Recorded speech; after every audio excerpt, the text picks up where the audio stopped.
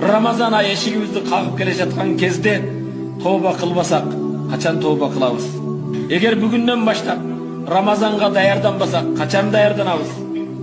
Эгер бүгүн жаратканга жалбарып туура жолго түшпөсөк качан түшөбүз?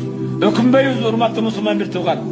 Эртең Рамазан келген кезде Аллах миллиондогон адамдардын күнөөсүн кечирсе, алардын катарында сен болбой калсаң, миллиондогон адамдар Аллах Тааланын фарзы болгон орозону кармаган кезде сен ага даяр болбосоң, ошол миллиондогон күнөөсү кечирилген бенделердин катарында болбой калсаң,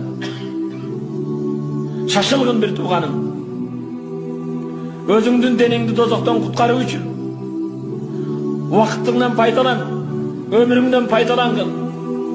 Көп пайгамбарга салават айткын, намаз окугун, орозого даярдангын, истигфар айткын, сооп иштерди кылгын.